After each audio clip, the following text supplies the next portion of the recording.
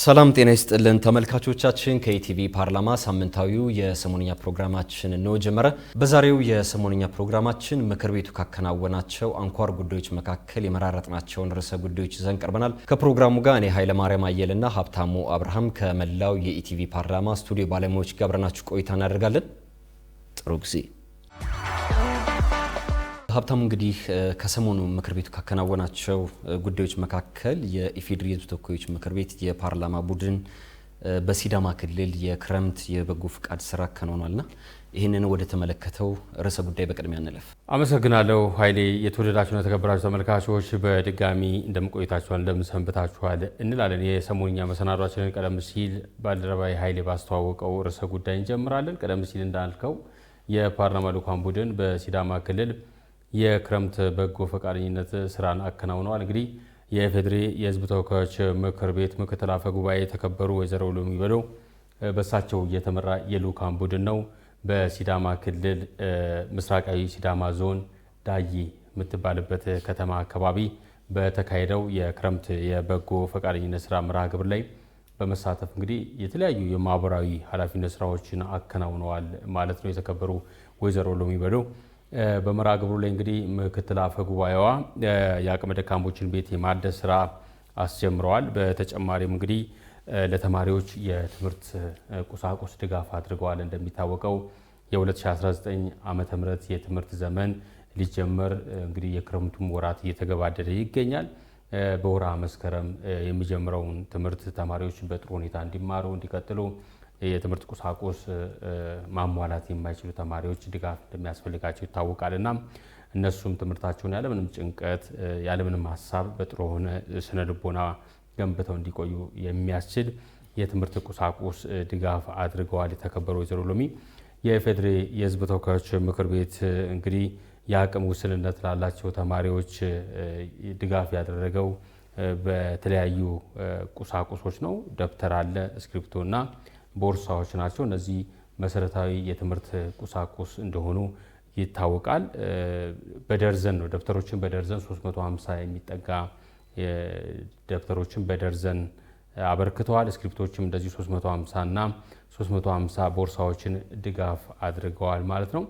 የተከበሩ ወይዘሮ ሎሚ በመርሃ ግብሩ ላይ ባደረጉት የመክፈቻ ንግግር ሀገራዊ የሆኑ ማህበራዊ እሴቶችን በመጠበቅና በማስጠበቅ ብሎም ደግሞ የህብረተሰቡን አብሮነት ማሳደግ እንደሚገባ ገልጸዋል። ህብረተሰቡ እንግዲህ እንደሚታወቀው አዲስ ዓመት ሲመጣ በተለያዩ የማህበራዊ ሁነቶች የማህበራዊ መስተጋብሮች አንተ ትብስ አንቺ ትብሽ እየተባባለ የደከሙትን እያገዘ እንዲሁም ደግሞ ለሌላቸውም ደግሞ በተለያየ መልኩ ቁሳቁሶችን ድጋፍ የሚያደርግበት ሁኔታም እንዳለ የሚታወቅ ነው። በዚህም መሰረት ነው እንግዲህ የህብረተሰቡን አብሮነት ማሳደግ እንደሚገባ አጽንኦት የሰጡበት እንዲሁም ደግሞ አገራዊ እሴቶችን በመጠበቅ በመተባበርና በመደገፍ ቀደም ሲል ለማንሳት እንደሞከር ነው አንዱ ሌላውን መርዳት እንደሚቻል ጠቁመዋል። ይሄ የህብረተሰባዊ መስተጋብር በተለያዩ ሁኔታዎች የሚታይና የሚገለጽ ነው። እንግዲህ ጎረቤት ላይ አንዱ የተቸገረ ሰው ካለ አንዱ ደግሞ ሁለት ያለው አንዱን እየሰጠ ከዛም ባሻገር ደግሞ የስነ ልቦና ድጋፍ የሚያስፈልገው ሰው ካለ በስነ ልቦናም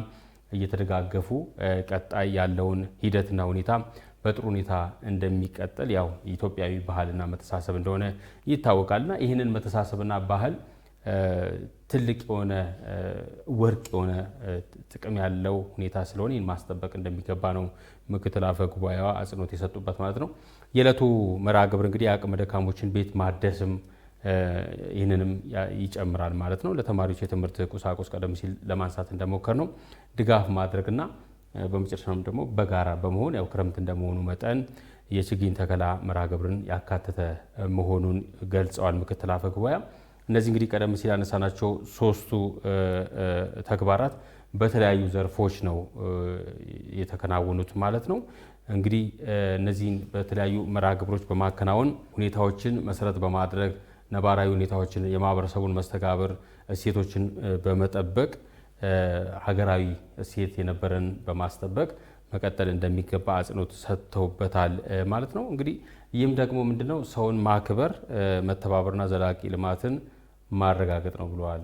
ሰውን ማክበር መተባበርና ዘላቂ ልማትን ማረጋገጥ ነው ሲሉ አጽንኦት ሰጥተውበታል። ለተማሪዎች የሚደረገው ድጋፍ ለነገ ሀገር ተረካቢዎች መሰረት የሚጥልና ሀገራቸውን በእውቀትና በክህሎት እንዲያገለግሉ አቅም የሚፈጥርላቸው መሆኑን ገልጸዋል ማለት ነው። በተለይ ይሄ ድጋፍ የሚያስፈልገው አብዛኛው ማህበረሰብ እንደሚታወቀው እንግዲህ በተለይ ደግሞ ወደ ትምህርት ቤት ከመግባቱ አስቀድሞ የወርሃ መስከረም ሲመጣ ማለት ነው። እሱን ተከትሎ ደግሞ የትምህርት ሂደትም አለ። ይህን ደግሞ ለማሟላት ድጋፍ የሚያስፈልጋቸው የህብረተሰብ ክፍሎች በብዛትና በምልአት ይኖራሉ። ይህም በሲዳማ ምስራቃዊ ዞን ዳዬ ከተማ ላይ የተከናወነው አንዱ ማሳያ ነው እንጂ በዚህ ብቻ የተገደበ አይደለም። በመላው ኢትዮጵያ በተለያዩ ቦታዎች የተደረገ ያለም የሚደረግና የሚደገፍ ነውና ይህንን ማስቀጠል ይህንን ተምሳሌት መሆን እንደሚጠበቅብን ነው የተከበሩ ወይዘሮ ሎሚ በዶ አጽንኦት የሰጡበት ማለት ነው አይደል? መልካም።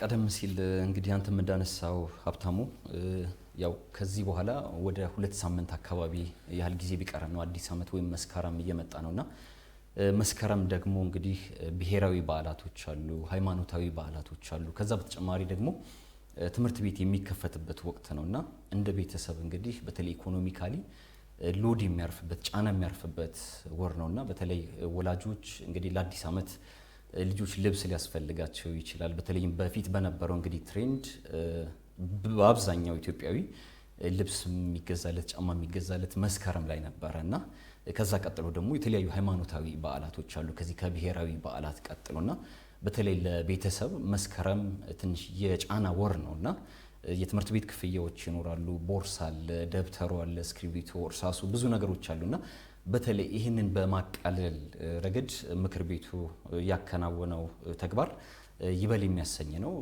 የቤተሰብን ጫና ከማቃለል በተጨማሪ ደግሞ በተለይ ተማሪዎች በአዲስ መንፈስ አዲስ አስተሳሰብ በተለይ እንግዲህ ተማሪዎች እያለን እናውቀዋለን እና አዲስ ቦርሳ ሲገዛልህ አዲስ ጫማ አዲስ ዩኒፎርም ስትለብስ ያለው ስሜት እጅግ በጣም የተለየ ነው የሚሆነውና የቤተሰብን ጫና ከማቃለል በተጨማሪ ደግሞ በተለይ በተማሪዎች ስነልቦና ላይ በተማሪዎች ስሜት ላይ የሚፈጥረው የራሱ የሆነ ነገር ይኖራልና እንግዲህ ምክር ቤቱ ለተማሪዎች ለ350 ያህል ተማሪዎች ደብተሮችን፣ እስክሪብቶችና ቦርሳዎችን ሰጥቷልና ይሄ እጅግ በጣም ይበል የሚያሰኝ ተግባር ነው። በተጨማሪ ደግሞ በተለይ የመረዳዳትን እሴት ከማስተላለፍ ከማጎልበት አንጻር በራሱ ደግሞ እጅግ በጣም ትልቅ አስተዋጽኦ ይኖራል። አንድ ሰው መስጠትን ካላስተማርከው ማጋራትን ካላስተማርከው ያ ሰው ሰጪ አይሆንም እና እነዚህ ልጆች ደግሞ ማህበረሰቡ ገና ካሁኑ የመስጠትን የማጋራትን ልምዶች እያስተማራቸው ነውና ይሄ እጅግ በጣም የሚደነቅ ነው። ከዚህ ጋር ተያይዞ ምክትል አፈ ጉባኤ ያነሷቸው ሀሳቦች አሉ። በተለይ ዛሬ ቦርሳ የተሰጣቸው ዛሬ እስክሪብቶ የተሰጣቸው ተማሪዎች ነገ የራሳቸው ህይወት ይኖራቸዋል። ነገ ሐኪም ሊሆኑ ይችላሉ፣ ነገ ኢንጂነር ሊሆኑ ይችላሉ፣ ነገ ዶክተር ሊሆኑ ይችላሉ።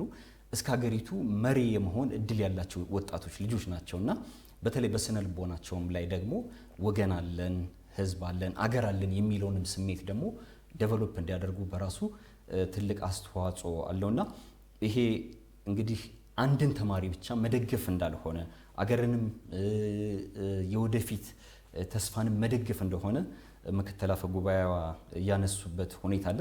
በተለይ ከዚህ ጋር ተያይዞ የፌዴራል ተወካዮች ምክር ቤት ደግሞ ማህበራዊ ፍትህ እንዲሰፈን፣ የትምህርት ጥራት እንዲረጋገጥ፣ የዜጎች ኑሮ እንዲሻሻል እንዲሁም ደግሞ ቀደም ሲልም የዛሬ ሳምንት የሚያነሳ ነው ጉዳይ አለ አካባቢ እንዲቀየር የተፈጥሮ ሀብቶቻችን ላይ እየሰራቸው ያሉ ስራዎች አሉና ይህንንም አጠናክሮ እንደሚቀጥል ያነሱበት ሁኔታ አለ። ከዚህ ጋር ተያይዞ እንግዲህ ሀብታሙ ምክር ቤቱ ከዚህ ከደብተር እስክሪብቶ ቦርሳ በተጨማሪ አንተም ቀደም ሲል እንዳነሳው አቅማቸው ደከም ያሉ ሰዎች ቤታቸውም ደግሞ እንደዛው ደከም ያሉ ቤቶችን በዚህ በክረምት በበጎ ፍቃድ መርሃ ግብር ጉልበትንም ጊዜንም በማቀናጀት ሰዎች ኢኒሼት ሆኖ በየአመቱ እንግዲህ አሁን እንደ ባህልም እየተለመደ የመጣ ነገር አለ። በተለይ ክረምት ሲመጣ ቀደም ሲል ችግኝን ያነሳንበት ሁኔታ አለ። ከዛም በፊት በነበረው ፕሮግራማችን ከጤና ጋር ተያይዞ የበጎ ፍቃድ የጤና አገልግሎት ይሰጣል፣ የትራፊክ አገልግሎት ይሰጣልና ወጣቶች በርካታ ስራዎችን ይሰጣሉ። ትምህርት አለ። በበጎ ፍቃደኝነት የዩኒቨርሲቲ አስተማሪዎች፣ የሃይስኩል መምህራን፣ የዩኒቨርሲቲ ተማሪዎችም ዝቅ ላሉ ተማሪዎች በበጎ ፍቃደኝነት የሚሰጧቸው አገልግሎቶች አሉና ይሄም የቤት ግንባታ በክረምት አሁን በቃ ክረምት ሲመጣ አንዱ ትዝ የሚለ ነገር የቤት ግንባታ ነው። የአቅመ ደካሞችን ቤት የመስራት የማነጽ የመገንባት ስራ በማህበረሰቡ ዘንድ ትሬንድ እየሆነ ነውና ይሄ ማህበረሰቡ እርስ በርስ የመተሳሰር እሴቱን የማዳበር ቀደም ሲል የነበረውን እሴት አሁንም እንዲያዳብር ለወደፊትም ደግሞ ይዞ እንዲቀጥል የሚያደርግ አስተዋጽኦ ነውና ይሄ ተጠናክሮ መቀጠል ይኖርበታል። በዚህ መርሃ ግብር ላይ እንግዲህ የመንግስት ረዳት ተጠሪ ሚኒስትር የተከበሩ መሰረት ኃይሌ ተገኝተዋል። የምክር ቤቱ አማካሪ ኮሚቴ አባላት፣ የሴቶች ኮከስ ምክትል ሰብሳቢ፣ የጽህፈት ቤቱ ዋና ጸሐፊ ተወካይ፣ የአስተዳደር ዘርፍ ምክትል ዋና ጸሐፊና የጽህፈት ቤቱ ሌሎች ኃላፊዎችም በእለቱ ተገኝተው ነበር። ከሲዳማ በኩልም የሲዳማ ክልል አፈጉባኤ የተከበሩ ወይዘሮ ፋንታዬ ከበደ፣ የምስራቃዊ ሲዳማ ዞን የስራ ኃላፊዎች፣ የሃይማኖት አባቶች እንዲሁም ደግሞ ሌሎች ወጣቶችም በእለቱ ተገኝተው ነበር። ጥሩ እንግዲህ ኃይሌ ቀደም ሲል አንተም ለማንሳት እንደሞከርከው በዚህ መርሃ ግብር ላይ 3 መርሃ ግብሮች ናቸው የመርሃ ግብሩ አካል ሆኖ የተከናወኑት። የመጀመሪያው ቀደም ሲል ለማንሳት እንደሞከር ነው ለተማሪዎች የትምህርት ቤት ቁሳቁሶችን ማሟላት ነው፣ እንደ ደብተር፣ እስክሪፕቶና ቦርሳ የመሳሰሉትን። ሁለተኛው ደግሞ የአቅመ ደካሞችን ቤት የማደስና የመገንባት ነው። ሶስተኛው ደግሞ የችግኝ ተከላ መርሃ ግብር ነው እና በዚሁ መርሃ ግብር ላይ እንግዲህ የተማሪዎችን የትምህርት ቤት ድጋፍና ቁሳቁስ ማሟላትን ድጋፍ ማድረግ ነው። ቁሳቁሶችን ማሟላትን በተመለከተ ነው። አሁን ደግሞ እንግዲህ የአቅመ ደካሞችን ቤት በመገንባት ረገድ የነበረውን አስተዋጽኦ እናያለን። እንግዲህ ምክር ቤቱ ለአቅመ ደካሞች የቤት እድሳት አድርጓል። ለዚህ የቤት እድሳት አጠቃላይ ወጪው 10 ሚሊዮን ብር የሚጠጋ ድጋፍ ነው የተደረገው ማለት ነው። የኢፌዴሪ የሕዝብ ተወካዮች ምክር ቤት ምክትል አፈ ጉባኤ የተከበሩ ወይዘሮ ሎሚ በዶ እንዲሁም ደግሞ በዚህ በሲዳማ ክልል ምስራቃዊ ዞን ቀደም ሲል ለማንሳት እንደሞከር ነው በምስራቃዊ ዞን ዳዬ ከተማ ላይ ነው መርሃ ግብሩ እየተከናወነው። ይህ የቤት እድሳት መርሃ ግብር ማለት ነው። በመርሃ ግብሩ ላይ እንግዲህ ምክር ቤቱ ለአቅመ ደካሞች የቤት እድሳት የሚውል 10 ሚሊዮን ብር ድጋፍ አድርጓል። የኢፌዴሪ ሕዝብ ተወካዮች ምክር ቤት ምክትል አፈ ጉባኤ የተከበሩ ወይዘሮ ሎሚ በዶ እንግዲህ በክቡር ጠቅላይ ሚኒስትር ዶክተር አብይ አህመድ አነሳሽነት የተጀመረውን የበጎ አድራጎት ስራ በመከተል ምክር ቤቱ በየዓመቱ ሳያስታጉል እንግዲህ በመላ ሀገሪቱ የተለያዩ የበጎ አድራጎት ስራዎችን እያከናወነ እንደሚገኝ ገልጸዋል። እስካሁንም እንግዲህ በተለያዩ አካባቢዎች ተመሳሳይ የበጎ አድራጎት ስራዎችን ማከናወኑንም የተከበሩ ወይዘሮ ሎሚ አስታውሰዋል። የአቅመ ደካሞችን ቤት ማደስ እርስ በርስ የመረዳዳት ባህልን፣ ማህበራዊ ትስስርን ከማጠናከሩ ባሻገር አንድን ቤት ማደስ የአንድን ቤተሰብ ተስፋ ማደስ ጭምር መሆኑን አስገንዝበዋል። ምክር ቤቱ ለቤት እድሳት ያደረገውን የ10 ሚሊዮን ብር ድጋፍ ቼክ የኢፌዴሪ ሕዝብ ተወካዮች ምክር ቤት የጽህፈት ቤቱ ዋና ጸሐፊ ተወካይና የአስተዳደር ዘርፍ ምክትል ዋና ጸሐፊ አቶ ከረዩ ባናታም ለምስራቃዊ ዞን ሲዳማ ዞን ማለት ነው አስተዳዳሪ ለሆኑት ለአቶ ዘነበ ሙንጣሻ አስረክበዋል።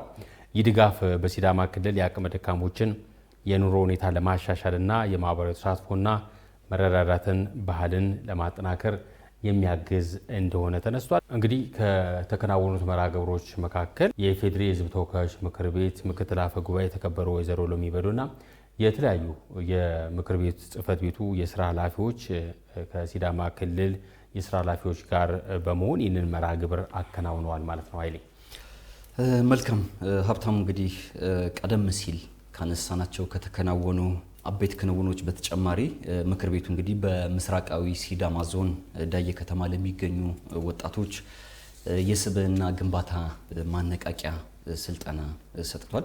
ስልጠናውን የሰጡት እንግዲህ የተከበሩ ዶክተር ከበደ ገነቲ ናቸው። እንግዲህ ስልጠናውን በሰጡበት ወቅት የተከበሩ ከበደ ገነቲ ያነሷቸው ሀሳቦች አሉ። በተለይ ወጣቶች የሀገር ዋነኛ የሰብአዊ ሀብት መሆናቸውን አንስተዋል።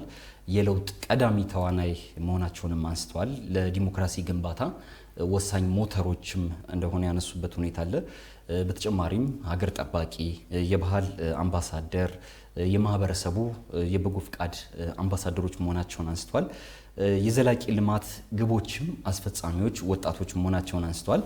በተለይ ወጣቶች እንግዲህ ሀገርን ለመረከብ ትልቅ ኃላፊነትና በቂ ዝግጅት የሚጠይቅበት ወቅት በመሆኑ ወጣቶች ያላቸውን እምቅ አቅም በአግባቡ በመጠቀም በሕይወት የሚያጋጥሟቸውን ችግሮች ለማሸነፍ ለሀገራቸው የሚጠቅም ስራ ለመስራት ራሳቸውን ማዘጋጀት እንዳለባቸውም ያነሱበት ሁኔታ አለ። ተከበሩ ዶክተር ከበደ ገነቲ በስነ ልቦና ስልጠና በንቃተ ህሊናን ከመገንባት አንጻር በሚሰጠው ስልጠና ላይ ብቁና ትጉ የሆኑ አሰልጣኝ ናቸው። የምክር ቤት አባል ናቸው። እንግዲህ እሳቸው የሚሰጡት ስልጠና ለወጣቶች እጅግ በጣም ጠቀሜታ አለው። በተለይ የህይወት ክህሎትን ከማዳበር አኳያ ወጣቶች ያላቸውን እምቅ የሆነ አቅምና ጉልበት እውቀታቸውን መጠቀም እንደሚገባቸው ነው የሚታሰበው። የአፍላ እድሜ እንግዲህ ወጣቶች በሚገኙበት እድሜያቸው ለነገ ህይወት ተስፋ የሚሰጣቸውና ተስፋቸውን ዛሬ የሚጀምሩበት የሚሰንቁበት እድሜ ከመሆኑ አንጻር የሚሰጣቸውን በአግባቡ ተከትለው ከማህበረሰቡ ጋር በሚያደርጉት መስተጋብር በህይወታቸው የሚገጥማቸውን ፈተና የሚያጋጥማቸውን የአቻ ግፊት ጨምሮ ለመቋቋምና ለመክታት ብሎም ደግሞ ወደፊት ተስፈንጥረው መሄድ እንዲያስችላቸው የሚያስችል ስልጠና ነው የተከበሩ ዶክተር ከበደ ገነቲ የሰጡትና ከዚህ አንጻር እጅግ ጠቃሚ እንደሆነ የሚታሰብ ነው።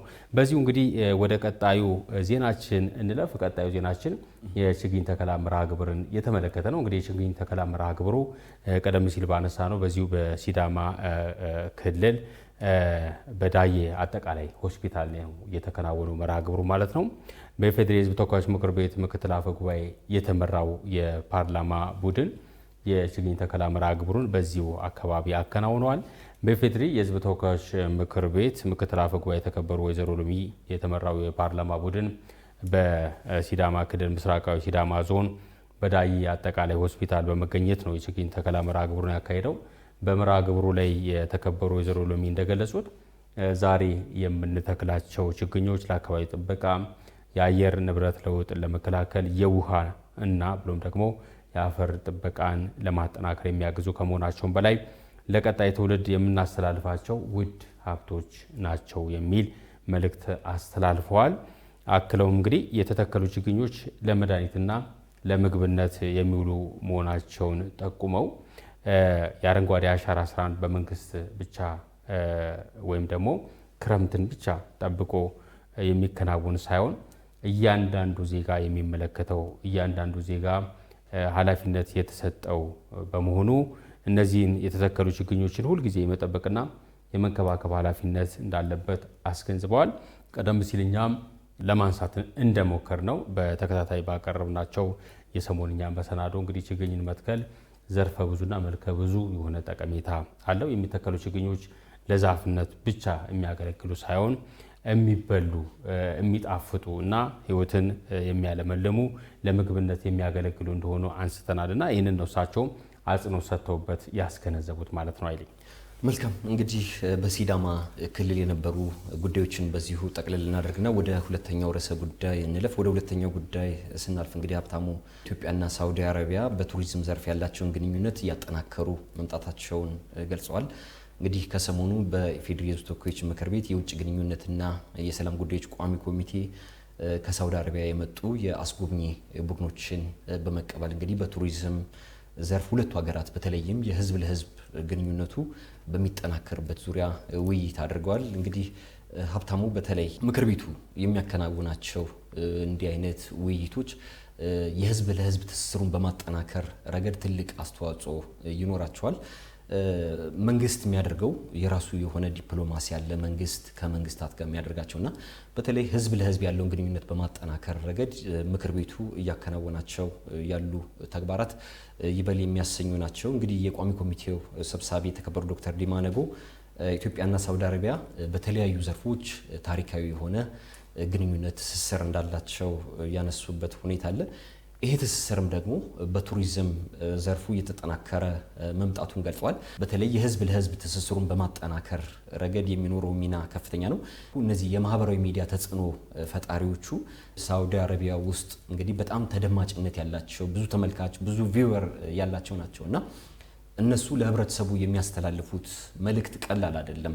ለምሳሌ በተለያዩ የአዲስ አበባ አካባቢዎች ላይ በመገኘት ቀረጻዎችን ሲያካሂዱ ነበር። ከዚሁ ከአዲስ አበባ በቲክቶክ በኢንስታግራም እና በተለያዩ ገጾች ላይቭ ያስተላልፉበት ወቅት ነበርና ይሄ ደግሞ ምንድነው የሳውዲ አረቢያ ዜጎች ኢትዮጵያን እንዲጎበኙ ኢትዮጵያን እንዲያውቋት ትልቅ አስተዋጽኦ አለውና አሁንም ደግሞ በተለይ በቱሪዝም ዘርፉ ላይ የሚሰሩ ሰዎች በተለያዩ ኢትዮጵያ አካባቢዎች ጉብኝት በሚያደርጉበት ወቅት ስለ ኢትዮጵያ አዎንታዊ ነገሮችን በሚናገሩበት ወቅት ኢትዮጵያ ላይ ያላት አንደኛ የህዝብ ለህዝብ ትስስሩ እየተጠናከረ ይሄዳል። በተጨማሪም ደግሞ የሳውዲ አረቢያ ዜጎች ኢትዮጵያን እንዲያውቋት፣ ኢትዮጵያን እንዲገነዘቧት፣ በተጨማሪም ደግሞ ኢትዮጵያ ላይ ኢኮኖሚያዊ አስተዋጽኦ እንዲኖርም ከፍተኛ አስተዋጽኦ ያደርጋልና ይሄ ተጠናክሮ መቀጠል ይኖርበታል። ከዚህ ጋር ያይዘንም እንግዲህ የተከበሩ ዶክተር ዲማ ያነሷቸው ሀሳቦች አሉ።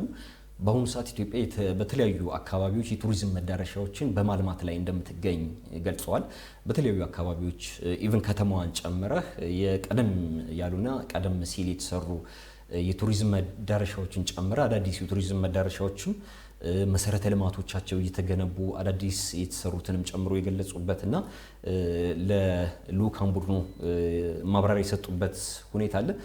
ይሄ ደግሞ ቀደም ሲል እንዳልኩ የህዝብ ለህዝብ ትስስሩን ወደ ተሻለ ደረጃ ከፍ ለማድረግ የራሱ አስተዋጽኦ ይኖረዋል። ከሳውዲ አረቢያ የመጡ የቱሪስት ቡድን አባልና የማህበራዊ ሚዲያ ባለሙያ የሆኑት አቶ አሊ ዳውድ እንግዲህ ኢትዮጵያና ሳውዲ አረቢያ ቀደም ሲል ጀምሮ ጠንካራ የሆነ ታሪካዊ ትስስር ያላቸው ሀገራት መሆኑን አንስተዋል። ይሄ ታሪካዊ ትስስርም ደግሞ በቱሪዝም ዘርፉም ማደግ እንደሚገባው ያነሱበት ሁኔታ አለ። በተለይም ደግሞ እነዚህ የሳውዲ የቱሪስት ቡድን አባላት እንግዲህ ቀደም ሲል እንደነገርኩ በርካታ ናቸው። ነገር ግን ወደ ኢትዮጵያ ያለውን የቱሪዝም ፍሰትም በማስተዋወቅ ለሳውዲ ዜጎች በማስተዋወቅ በኩል የራሳቸው ሚና አላቸውና ይህንን ሚናቸውን አጠናክረው እንደሚቀጥሉ ያነሱበት ሁኔታ አለ። አቶ አሊ ዳውድ እንግዲህ በጉብኝታቸው ወቅት ኢትዮጵያ ለቱሪዝም ዘርፍ የሰጠችውን ትኩረት መመልከታቸውን ገልጸዋል። ይህም እንግዲህ በሁለቱ ሀገራት መካከል የቱሪዝም ትብብርን ለማስፋት መሰረት የሚፈጥር መሰረት የሚጥል መሆኑን አንስተዋል። ሀብታሙ ጥሩ እንግዲህ ቀደም ሲል ለማንሳት እንደሞከርከው ይሄ የፓርላማ ዲፕሎማሲ በተለይ ሀገራችንን በቱሪዝም ዘርፍ ለማስተዋወቅ እጅግ ከፍተኛ የሆነ ጠቀሜታ ነው ያለው።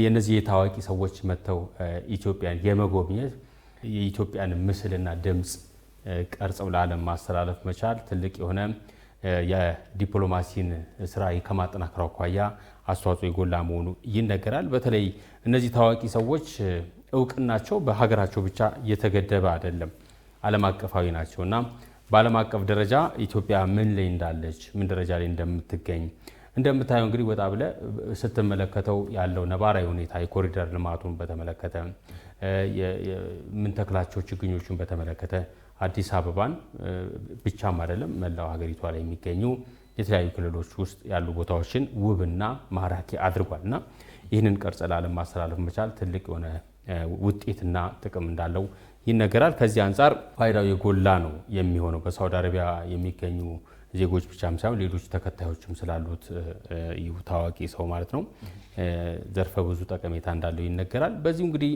የፓርላማ ዲፕሎማሲ ጉዳያችን ሳንወጣም ሌላው የጅቡቲ አየር መንገድ ማናጀር የሆኑት አቶ አሊ ደግሞ ኢትዮጵያ የቱሪዝም ዘርፉን ለማሳደግ በትኩረት እየሰራች መሆኑን ነው አጽንኦት የሰጡበት። እኚሁ የጅቡቲ አየር መንገድ ዋና ስራ አስኪያጅ የሆኑት አቶ አሊ ዳሊ በተለይም ደግሞ በአዲስ አበባ የሚገኙ የተለያዩ መዝናኛ ፓርኮችና ሌሎች የቱሪዝም መዳረሻዎች በፍጥነት እየለሙ መሆናቸውንና በምሳሌነት የሚጠቀሱ መሆናቸውን ተናግረዋል።